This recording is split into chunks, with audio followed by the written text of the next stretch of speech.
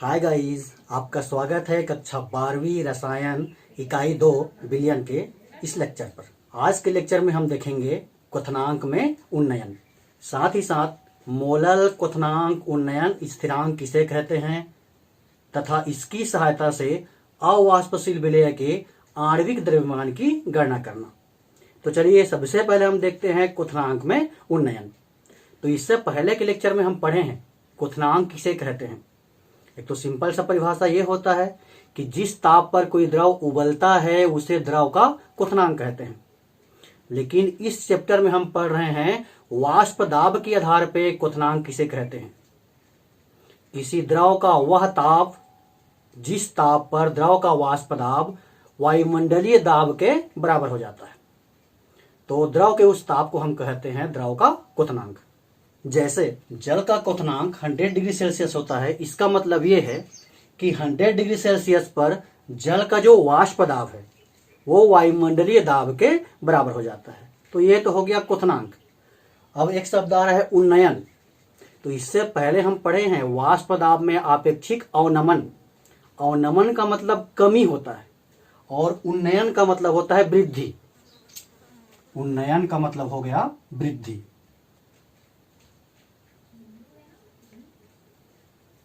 अब हमको यह समझना है कि क्वथनांक में वृद्धि क्यों हो जाता है, कब जो है क्वथनांक में उन्नयन हो जाता है। तो इससे पहले के लेक्चर में हम पढ़े हैं कि अगर हम किसी शुद्ध विलायक में कोई अवाष्पशील विलेय मिला देते हैं तो उसका जो वाष्प दाब है वो कम हो जाता है। जैसे मान लीजिए ये शुद्ध जल है, शुद्ध जल, अगर इसमें हम कोई अवाष्पशील विलेय मिला दिए,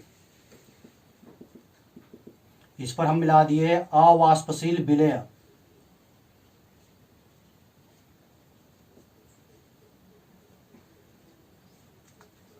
अवाष्पशील विलेय मतलब नमक, शक्कर, सुक्रोज, यूरिया, ये जो शुद्ध जल है, शुद्ध पानी है, उसमें हम अवाष्पशील विलेय मिला दिए, तब ये क्या बन गया, विलयन बन गया।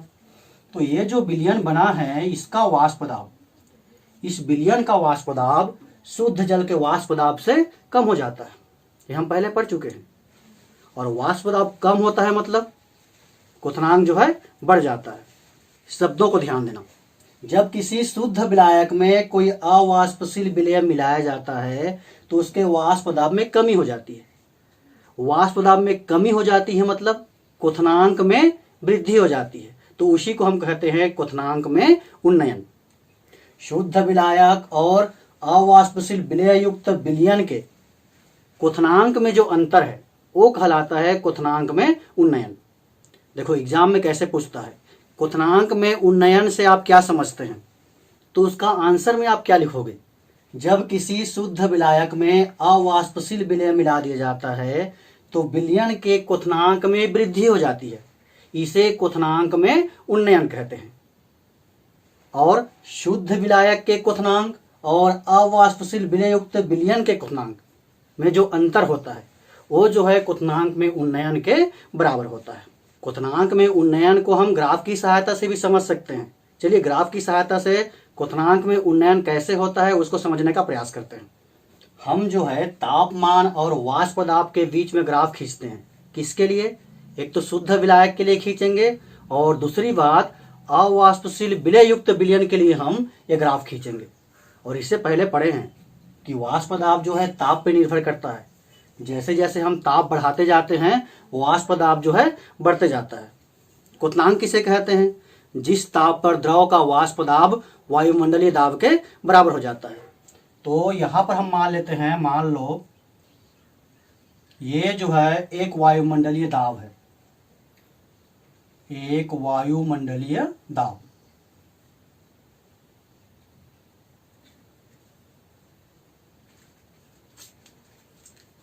इसका मतलब यह हुआ कि अगर किसी द्रव का वाष्प दाब एक वायुमंडलीय दाब के बराबर हो जाएगा तो उस तापमान को हम कहेंगे उस द्रव का क्वथनांक। यहां पर हम दो पॉइंट ले लेते हैं किसी भी ताप पर। मान लो ये एक बिंदु है ए और ये दूसरा बिंदु है सी। ये बिंदु किसको प्रदर्शित कर रहा है, इसको आपको समझना है। ए प्रदर्शित कर रहा है शुद्ध विलायक के वाष्प दाब को, और सी प्रदर्शित कर रहा है विलयन के वाष्प दाब को। कौन सा विलयन? जिसमें अवाष्पशील विलेय मिला हो, उस विलयन की बात कर रहे हैं।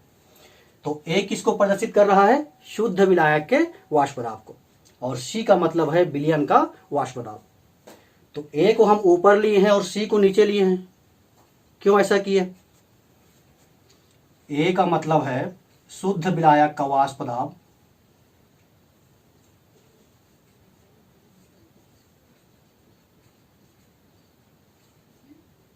और सी का मतलब है विलयन का वाष्प दाब।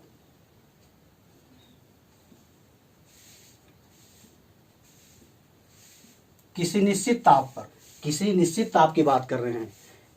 किसी निश्चित ताप पर ए का मतलब है शुद्ध विलायक का वाष्प दाब, और उसी ताप पर सी का मतलब है विलयन का वाष्प दाब। अगर मैं आपसे ये पूछूं कि हम पॉइंट ए को ऊपर लिए हैं और पॉइंट सी को नीचे लिए हैं, क्यों ऐसा किया है? क्योंकि हम जानते हैं कि शुद्ध विलायक का वाष्प दाब विलयन के वाष्प दाब से अधिक होता है। या उल्टा कहेंगे तो शुद्ध विलायक में हम कोई अवाष्पशील विलेय मिला देते हैं तो विलयन का वाष्प दाब कम हो जाता है। यानी कि किसका वाष्प दाब ज्यादा है? शुद्ध विलायक का वाष्प दाब ज्यादा है। इसलिए पॉइंट ए को हम ऊपर लिए हैं।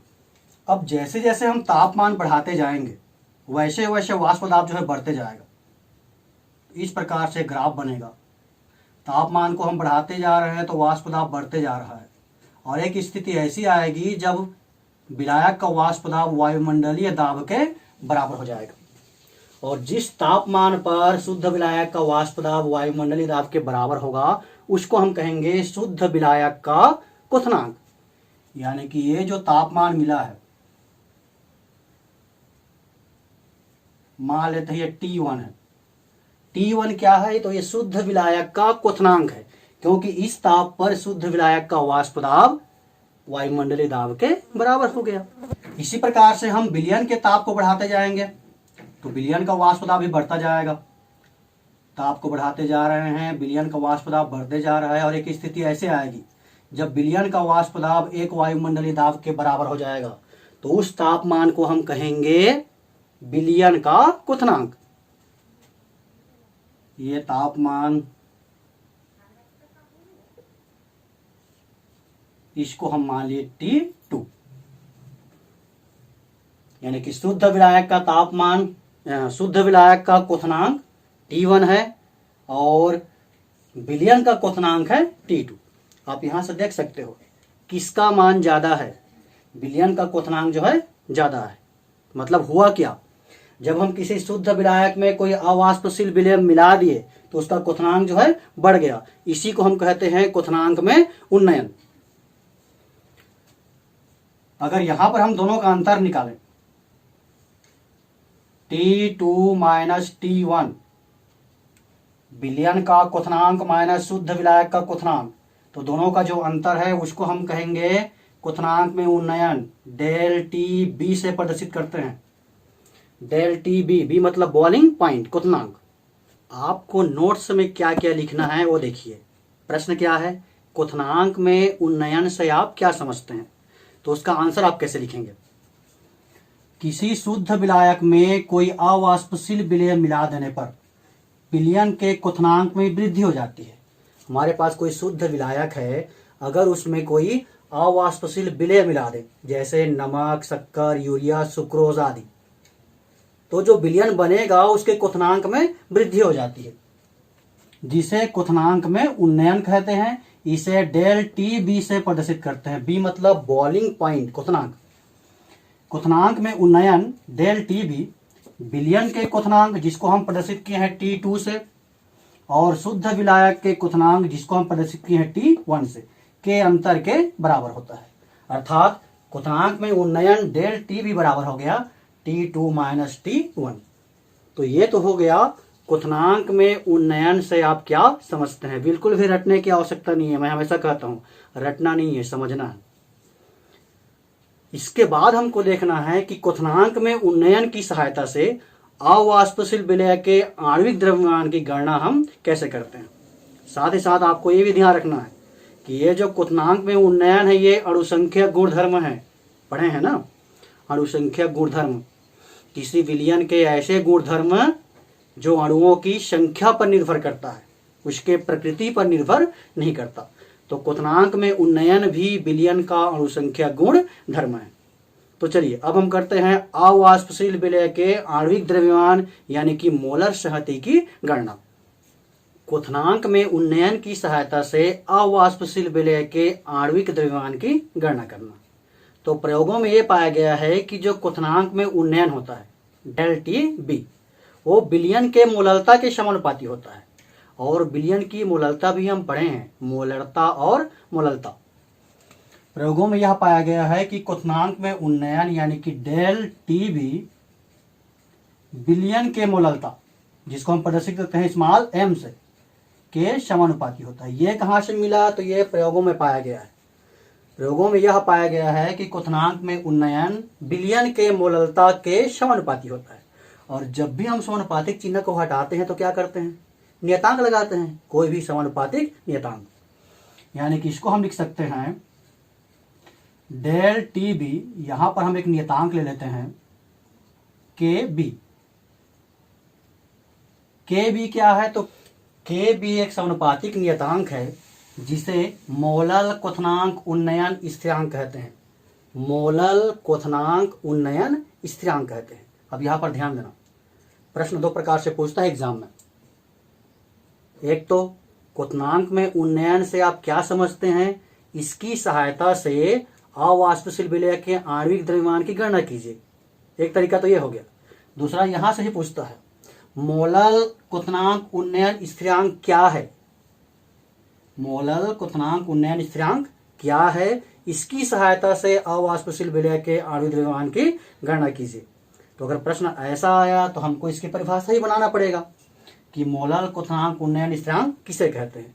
तो इसकी परिभाषा कहाँ से बनाएंगे? इसकी परिभाषा हम यहां से बना सकते हैं। चलिए परिभाषा कैसे बनाते हैं। यदि m बराबर हम 1 मान लें, m बराबर 1, यदि m बराबर 1 मानेंगे तो डेल टी बी बराबर के बी, या फिर इसको ऐसा भी कह सकते हो के बी बराबर डेल टी बी। यहां से परिभाषा बना लेना है, बहुत ही आसान है परिभाषा। चलिए देखते हैं मोलर क्वथनांक उन्नयन स्थिरांक की परिभाषा। ये के बी क्या है? तो यह है विलायक का मोलर क्वथनांक उन्नयन स्थिरांक। विलायक का मोलर क्वथनांक उन्नयन स्थिरांक।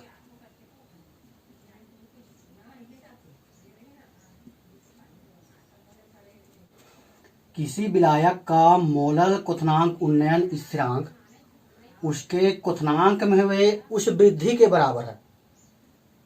ये डेल टी बी क्या है? क्वथनांक में हुई वृद्धि है। किसी विलायक का मोलर क्वथनांक उन्नयन स्थिरांक उसके क्वथनांक में हुई उस वृद्धि के बराबर होता है जब 1 मोल अवाष्पशील पदार्थ को, m = 1 का मतलब है 1 मोल अवाष्पशील विलेय या पदार्थ को 1 किलोग्राम विलायक में घोलने पर प्राप्त होता है। किसमें घोलने पर? 1 मोल अवाष्पशील विलेय, यहां से मिल रहा है 1 मोल अवाष्पशील विलेय, अवाष्पशील पदार्थ को 1 किलोग्राम विलायक में घोलने पर प्राप्त होता है। 1 किलोग्राम विलायक में घोलने पर प्राप्त होता है। मतलब यह है कि यहां से आप आसानी से मोलर क्वथनांक उन्नयन स्थिरांक की परिभाषा बना सकते हो, बिल्कुल भी याद करने की आवश्यकता नहीं है। किसी विलायक का मोलर क्वथनांक उन्नयन स्थिरांक के बी उस विलायक के क्वथनांक में हुई उस वृद्धि के बराबर है या होता है जब 1 मोल अवाष्पशील पदार्थ को 1 किलोग्राम विलायक में घोलने पर प्राप्त होता है। या इसी को यहां से भी शुरू कर सकते हो। देखो m = 1 है, मतलब 1 मोल अवाष्पशील पदार्थ को 1 किलोग्राम विलायक में घोलने पर उस विलायक के क्वथनांक में हुई वृद्धि को विलायक का मोलल क्वथनांक उन्नयन स्थिरांक कहते हैं। मतलब इसको आप समझ गए तो परिभाषा आप इधर शुरू कर सकते हो या फिर इधर से भी कर सकते हो। अब एक बात हो सकता है कि ये 1 किलोग्राम विलायक कहाँ से आया, तो इससे पहले हम पढ़े हैं मोललता क्या है। मोललता, मोललता मतलब मोल मतलब मोलों की संख्या, मोलों की संख्या। किसके मोलों की संख्या? विलेय के मोलों की संख्या, विलेय के मोलों की संख्या। जो 1 किलोग्राम विलायक में विलेय हो, जो 1 किलोग्राम विलायक में घुला हो, उसको हम कहते हैं विलयन की मोललता। पढ़े हैं मोललता और मोलरता। तो अभी तक हम देख लिए मोलल क्वथनांक उन्नयन स्थिरांक। अब हम देखते हैं कि इसकी सहायता से अवाष्पशील विलेय के आणविक द्रव्यमान की गणना कैसे करते हैं। देखो हमारे पास क्या आया है, डेल टी बी इक्वल के बी एम, एम मतलब विलयन की मोललता। डेल टी बी इक्वल के बी और एम का मान क्या होता है, एम मतलब मोललता, अभी पढ़े हैं परिभाषा। विलेय के मोलों की संख्या कहोगे तो एन बी हो जाएगा। किसमें? 1 किलोग्राम विलायक में, मतलब विलायक का द्रव्यमान जिसको हम प्रदर्शित करते हैं WA से। और 1 किलोग्राम को जब हम ग्राम में बदलते हैं तो हो जाता है 1000। अब NB का सूत्र क्या होता है? NB का सूत्र होता है WB/MB,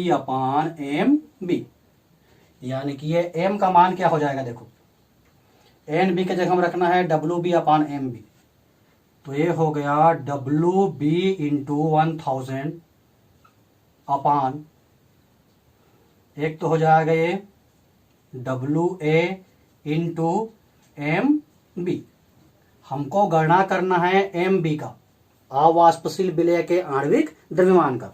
तो इसको हम लिख सकते हैं MB इक्वल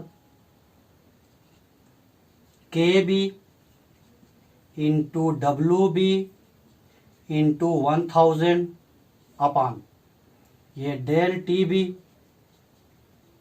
इंटू WA। इस सूत्र की सहायता से अवाष्पशील विलेय के आणविक द्रव्यमान की गणना किया जा सकता है। तो आज हमने देखा क्वथनांक में उन्नयन, मोलल क्वथनांक उन्नयन स्थिरांक और उसकी सहायता से अवाष्पशील विलेय के आणविक द्रव्यमान की गणना करना।